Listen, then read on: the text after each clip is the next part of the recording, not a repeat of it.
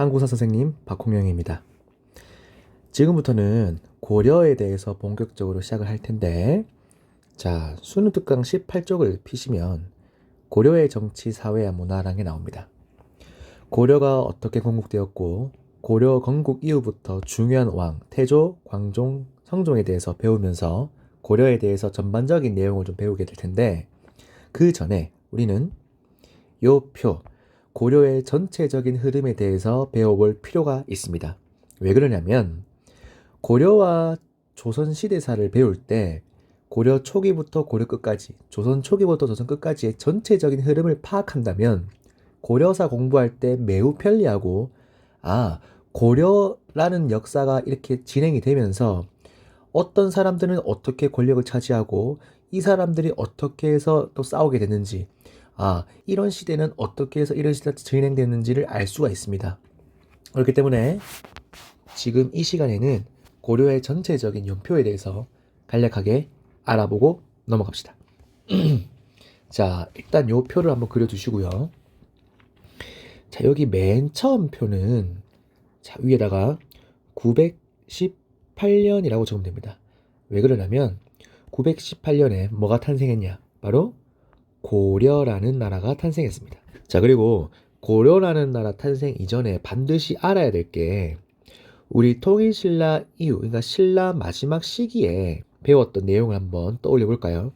자, 여기부터 신라 마지막 시기를 두 글자로 뭐라 그러냐면 나말이라고 표현합니다. 나말, 신라말. 자, 이 나말에 어떤 애들이 등장하냐면, 여러분 참고로 신라는 골품제의 형태로 굉장히 폐쇄적인 계급대로 있었죠. 성골, 진골, 즉 진골들이 권력을 장악하고 그 밑에 있는 육두품들은 능력이 아무리 뛰어나더라도 신분적 한계 때문에 더 이상의 계급을 쟁취할 수 없었는데, 신라 말이 되면 우리 지방에서 활약한 애들이 등장하죠. 지방에서 장군, 성주 이렇게 부르면서 군사도 가지고 독립적인 세력이 성장하는데, 그들을 두 글자로, 그렇지, 호족이라 부른다 했죠. 호족. 자, 이 호족이랑 신라 말에는 불교 종파 중에서 공부가 아니고 인간의 마음에 누구나 부처가 있기 때문에 깨닫고 실행하는 게 중요하다라는 선종이라는 불교 종파가 등장한다 배웠습니다. 그 다음에 능력은 뛰어나지만 신분적 한계를 극복하지 못했던 우리의 육두품 애들이 있어요. 그러니까 신라 말에는 이런 호족, 선종, 육두품 이러한 종합적인 요 흐름 때문에 결국에는 새로운 세상, 고려라는 걸 탄생하게 되는데, 자, 고려는 누가 건국하죠? 그렇지, 궁예의 오른팔이었던 왕건이 건국하는 게 바로 고려입니다. 결국에는 고려는 918년에 건국해갖고 936년에 후삼국을 통일하게 되죠. 자, 그러면 여 밑에 있는 걸 하기 전에 고려 전체 연표를 어떻게 나누는지 한번 봅시다. 고려라는 거는 918년의 건국부터 자, 맨 끝에 1392년에 뭐가 세워지지? 그렇지, 조선이라는 나라가 건국되죠. 조선. 자, 그래서 이 전체를 놓고 봤을 때 고려를 정확하게 반으로 가릴 수가 있는데, 이 고려의 반을 가르는 엄청나게 중요한 사건이 일어나는데, 이게 1170년에 무신정변이라는 게 일어납니다. 무신정변. 말 그대로 그 무신들, 그러니까 군사들, 이런 무신들이 그 전에 글 공부하던 문신들에 의해서 차별을 겁나게 받습니다. 그래서 참다 못하고 여러 이유 때문에 무신들이 정변을 일으키는데, 이 사건을 기점으로 고려는 그 전을 고려 전기라고 표현하고요. 무신정변 이후를 고려 후기라고 우리가 이렇게 시대를 나눌 수 있습니다. 그러면 이 무신정변 이전의 이 고려 전기 시대를 보면요. 자, 특히 우리가 태조 왕건부터 시작해서 광종, 성종을 배우고 나서 고려의 통치 제도를 배운 다음에 뭐를 배우냐면 고려에 누가 쳐들어왔는지를 배워야 됩니다. 고려는 500년 동안 정말 계속 싸워왔어요. 첫 번째로는 거란이 쳐들어왔고, 두 번째로는 여진족, 그 다음에 정말 고려에게 악몽을 선사해줬던 몽골족까지 쳐들어오는데, 자, 먼저 이 11세기 적혀 있는 거에다가 하나 적읍시다. 바로 거란족. 거란족이 세운 나라를 요 나라고 하기도 하거든요. 거란요. 자, 그 다음에 거란족의 침입을 3차례, 거란이 총 1차, 2차, 3차로 쳐들어오는데 잘 맞고 나서 시간이 지난 다음에 우리 무신 정권기, 그러니까 무신 정권이란 거는 무신들이 정변을 일으키고 권력을 차지한 시기인데, 이 무신 정권기 때 또 엄청난 애들이 쳐들어오거든요. 걔네들이 바로 몽골이요, 몽골. 자, 몽골도 나라를 하나 세우는데 그 나라 이름이 원나라입니다. 여러분이 중학교 2학년 때 세계사 배울 때 징기스칸의 몽골 배웠죠. 그 나라입니다. 그래서 이 몽골이 쳐들어왔을 때, 무신정변부터 몽골이 쳐들어왔을 때는 우리는 무슨 시기라 그러냐면 집권기라고 합니다. 무신들이 권력을 잡고 있는 시기를 무신 집권기라 그러고, 원나라가 쳐들어오서부터 우리 고려를 조금 지배하기 시작하거든요. 내정 간섭을. 그때를 우리가 원한테 간섭받은 시기라 해서 원 간섭기라고 합니다. 약간 일제강점기와 좀 비슷하죠. 자, 그런데 이런 원간섭기에 벗어나기 위해서 등장했던 우리 고려의 영웅적인 존재였던 사람입니다. 말년은 안 좋지만 초기에는 매우 대몽항쟁을 비롯해서 반원자주 정책을 펼쳐갖고 고려의 자주적인 위상을 높였던 공민왕이 있습니다. 공민왕. 이 공민왕 때도 겁나 중요한 역사가 있고, 자, 이렇게 해서 우리가 고려의 총 이 500년의 역사를 고려 전기의 후기를 나누고 거란족부터서 무신정변, 몽골, 이렇게 조선까지를 볼 수 있는데, 중요한 포인트를 지금부터 말씀드릴게요. 고려 공국부터 고려 멸망 때까지 지배층들이 성격이 다양하게 바뀝니다. 자, 어떻게 바뀌냐면 봅시다. 고려라는 나라를 아까 호족 애들이 자기들끼리 연합을 해서 만든 나라라고 했죠. 특히 왕건도 호족이거든. 그래서 이 호족들이 나라를 왕건을 추대해서 세운단 말이야. 이게 무슨 말이냐면 왕건은 호족들에 의해 왕으로 추대되었기 때문에 오늘로 따지면 바지사장이라고 할 수 있어요. 처음부터 왕권이 높았던 건 아니야. 이거 호족들의 힘이 겁나게 셌어. 자, 호족이 초기에 나라를 세우고 나서 고려를 건국하는데 공이 있었던 애들을 우리가 뭐라고 부르냐면, 얘네들은 중앙에서 관료가 됩니다. 왕건 옆에서 나라의 관직, 높은 관직을 맡고 중앙 관료가 되고, 그 다음에 이 호족 중에서도 나라에 관심이 없어요. 그러니까 돈이 많잖아, 애들은. 지방에 내려가서, 왕은 아니지만 지방에 내려가서 개인적인 성을 쌓고 그 안에서 왕처럼 군림하는 애들이 있거든. 걔네가 우리가 호족이라서 호족. 우리가 얘네들을 호족이라 배웠어요. 그런데 고려 시대부터는 이 호족이란 단어를 고려의 성종이란 왕이 바꿔버립니다. 뭘 바꾸냐면 향리라는 명칭으로 바꿔버려요. 향리. 지방에 있는 관리란 뜻이야. 그러니까 호족이라는 명칭과 향리라는 명칭은 뭔가 아주 느낌이 달라요. 호족은 지방에 있는 독립적인 세력을 의미하는데, 향리는 그냥 왕이 관리하는, 즉 왕 밑에서 일하는 지방 관리라는 뜻으로 전락하게 됩니다. 자, 그럼 올라와서 이 나라를 만드는데 도와줬던, 그러니까 왕건을 도와서 나라를 만든 아주 공이 높은 애들이 있지 않습니까? 권력이 센 애들, 그 중앙 관료들이 시간이 지나면 지날수록 한 가문에서 고위 관직을 계속해서 배출하기 시작합니다. 한 가문에서 3명의 고위 관직을 배출하게 되면 우리가 뭐라고 부르냐면, 이때부터 얘네들을 문벌이라고 불러요. 문벌. 문벌이 뭐냐면 가문이 귀족화됐다는 뜻인데, 벌족화, 귀족화됐다는 뜻인데, 이 문벌 애들은 특권이 2가지가 있습니다. 어마어마한 특권. 첫 번째 특권은 음서제도라는 특권입니다.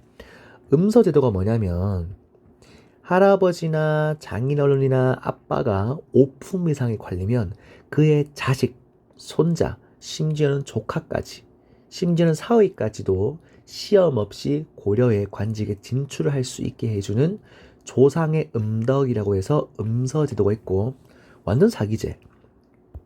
여러분이 바라던 거 아니야? 공부 안 하고 관직에 진출하는. 그 다음 얘네들은 국가로부터, 아니 왕으로부터 토지를 하나 받는데 그걸 우리가 공음전이라고 그래. 공음전. 공식적으로 음서처럼 조상의 음덕으로 받는 전, 토지란 뜻인데, 원래 옛날에는요, 여러분들, 전국에 있는 토지가 다 왕 겁니다. 그러니까 토지를 아예 준다는 개념이 없어. 그러니까 귀족들을 또는 관리들은 왕한테 토지를 받는다는 뜻은 언젠가는 또 퇴직 후에 반납을 해야 되거든. 근데 이 공음전 같은 경우는 반납을 안 해도 됩니다. 자식한테 세습이 가능해요. 사실상 토지 자체가 자기 소유예요. 말도 안 되는 특권이죠.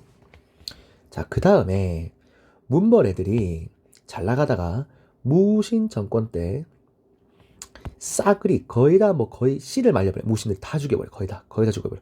그래서 이 문벌 사회가 흔들린 다음에 세상에서 거의 주인공에서 내려오게 됩니다. 자, 이 상태에서 무신정변 이후에 권력을 잡는 사람들을 선생님이 뭐라 불렀다? 그렇지. 무신이라 불러요. 무신. 이 무신들은요, 참고로 나라를 경영해본 경험이 없습니다. 그러니까 글 공부하는 애들이 아니야. 그렇기 때문에 이 무신 정권기, 무신 집권기부터는 나라가 아주 개판이 됩니다. 왜? 할 줄 아는 거라고 싸움밖에 없고, 권력을 쟁탈하기 위해서 무조건 군사적으로 죽고 죽이는 사회가 형성이 됩니다. 이게 무신집권기예요. 그렇기 때문에 이때 굉장히 밑에서 하극상도 많이 일어나고요. 봉기도 많이 일어납니다. 그러다가 이 몽골 애들이랑 끝까지 저항하면서 결국에는 역사 속에서 사라지게 되는데, 이 고려에서 중앙관직으로서 다양한 계층이 있다면 이 원나라가 간섭하고부터는 이 친원파라는 애들이 등장해요. 친원파 애들이. 말 그대로 원나라랑 친하게 지내는 파입니다. 우리가 일제강점기 시대 때 일본한테 잘 보여갖고 떵떵거리는 놈들을 우리가 뭐라 불렀죠? 친일파라고 부르죠. 친원파도 원나라한테 샤버샤버 하면서 아부 떨면서 권력을 차지한 놈들을 불러요. 이 친원파들을 우리가 다른 말로 뭐라 그러냐면, 이 시기 원간섭기를 이용해서 권세와 문벌을 이룬 세족들이란 뜻으로 권문세족이라고도 표현합니다. 권문세족 또는 친원파라고 표현하기도 하는데, 얘네들은요, 그 전에 관리들이 가지고 있던 토지와 규모가 아예 다릅니다. 뭐를 가지고 있냐면 그냥 완전 대농장을 가지고 있어요. 완전 대농장. 자, 예를 들어서 이 권문세족들, 이 친원파들이 뭐 하고 놀았냐면, 자, 이렇게 놀았어요. 아이고, 에이 대감, 내가 저번에 이 경상도, 아니 여기서부터 여기까지를 내가 내 땅으로 삼았는데, 내가 들어보니 이 피대감은 전라도를 먹었다고 들었어 라고 하면서 이런 식으로 서로 땅 따먹기 놀이를 하는데, 실제로 전부 다 권문세족의 땅이 됐습니다. 이때는 어떤 표현이 있냐면, 이 땅의 서민들 송곳으로 찍어도 송곳으로 찌를 만큼 서민들의 토지가 없는 아주 암흑기가 펼쳐지게 되거든요. 그래서 이러한 엄청나게 큰 농장을 대농장이라고 하는 거예요. 알겠죠? 대농장.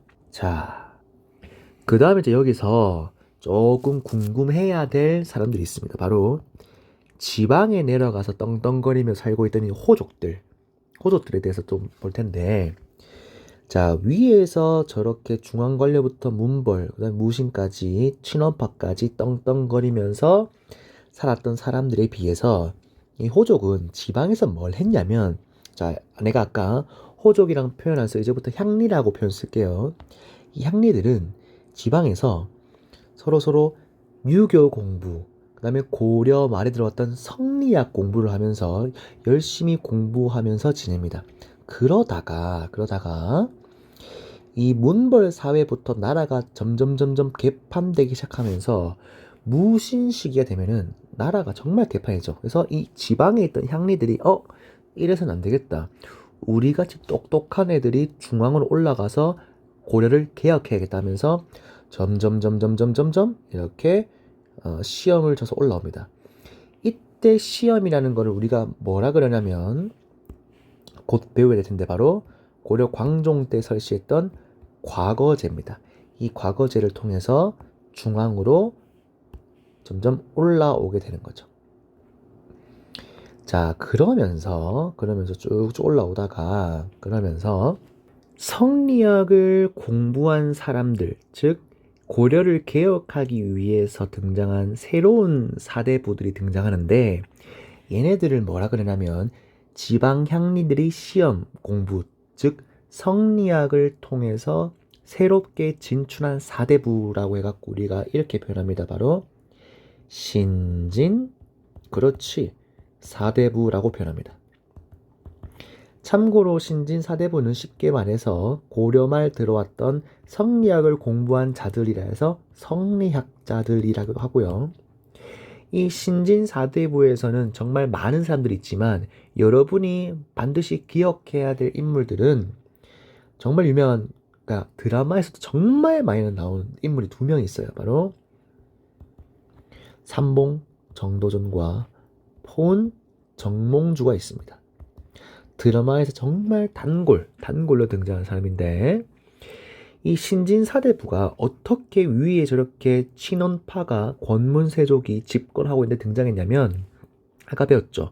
우리의 공민왕이 친원파들 겁나 싫어했어요. 왜 그러냐면 공민왕 왕이잖아. 이 왕권에 위협되는 애들이 바로 친원파거든. 왜? 고려 왕 말 안 듣고 원나라한테 붙어갖고 자꾸 건드려. 그래서 공민왕이 이 친원파를 조지기 위해서 똑똑한 애들 신진사대부를 적극적으로 밀어주기 시작하거든. 그래서 이때 신진사대부가 힘을 갖기 시작하는 거야. 자, 그래서 이 당시에는 친원파랑 신진사대부의 대결 구도로 가는데 아직까지 신진사대부가 경제력이 없다 보니까 이 권문세족한테는 게임이 안 됩니다. 아무튼 그 다음에 고려 말에 또 어떤 애들이 등장하냐면 고려 말에 이때 위로는 홍건적이 쳐들어오고 밑으로는 왜군이 쳐들어와요. 그러니까 이 고려가 지금 위기야. 그래서 이때 홍건적과 왜군을 무찌르는 과정에서 누가 등장하냐? 새롭게 흥기한 무인 세력이라 해서 신은 무인 세력이 등장하게 됩니다. 이 신은 무인 세력이 홍건적과 왜군을 막으면서 국가의 영웅이 되면서 권력을 점차 갖게 되는데요. 이때 유명했던 사람이 금보기를 돌같이 하라의 최영 장군이 있고 그 다음에 여러분들이 가장 잘 아는 바로 이성계 장군이 있습니다. 참고로 이 이성계 장군은 최영의 오른팔이고 최영이 직접 뽑았던 사람인데 우리가 알고 있는 역사가 뭡니까? 자, 이 이성계와 그 다음 신진사대부들 중에서 급격하게 우리 고려 썩었다. 아예 고려를 무너뜨리자의 정도전과 이 얘네 둘이 힘을 합쳐서 만든 나라가 뭐다? 조선이야, 조선입니다. 그러니까 조선은 이씨 조선이라고 이성계 이씨를 따르거든. 자, 그런데 선생님이 하나 더 보태서 말하면 이성계한테는 여러분들 사실 아들이 굉장히 많은데 이성계 아들 중에 5번째 아들이 있어요. 그 5번째 아들이 이름이 뭐냐면 여러분 역사 좋아하는 사람들은 많이 들어봤을 거예요. 바로 그렇지, 이방원입니다. 이방원. 이 이방원이가 어떤 인물이냐면 이성계의 여러 아들 중에서 유일하게 문무를 겸비한, 유일하게 과거제 합격해서 똑똑함을 갖춘 왕자인데 처음에는 이성계라는 사람이 정도전과 정몽주, 특히 정몽주를 제일 좋아했어. 근데 정몽주 입장에서는 엄청난 충신이라서 고려를 무너뜨린다는 것을 아예 상상도 못하겠어. 그러니까 고려의 안 좋은 점은 개혁화돼 고려라는 왕조는 쭉 지속되어야 된다고 했지만 이성계와 정도전은 아니다. 우리가 조금 더 발전된 세상을 위해서는 고려를 무너뜨려야 된다라는 생각을 가지고 있었어. 그래서 정몽주와 이성계가 정말 정말 대립을 하고 해서 이성계는 정몽주를 너무 좋아하니까 끝까지 아꼈거든. 근데 정몽주와 계속 반대를 하고 심지어 정몽주로 인해서 이성계가 죽을 뻔한 적도 있습니다. 그때 이방원이 뭘 하냐면 우리 드라마에서 나왔지. 철퇴로 정몽주를 찍어 죽입니다. 솔직히 말하면 이방원이가 정몽주를 죽이지 않았다면 이 조선이라는 국가가 등장했을까? 정말 의문이에요. 정말 이 이방원이라는 사람 덕분에 조선이라는 나라가 등장하는데 이 이방원이 그 유명한 조선의 왕이 뭐냐? 태종 이방원입니다. 세종대왕의 아버지. 자, 우리 이렇게 여기까지 고려 전체의 흐름을 알아봤습니다. 요 흐름을 기준으로 해서 공부를 하면서 같이 전체적으로 거시적으로 공부를 하다 보면 이해가 쉬울 것 같아요.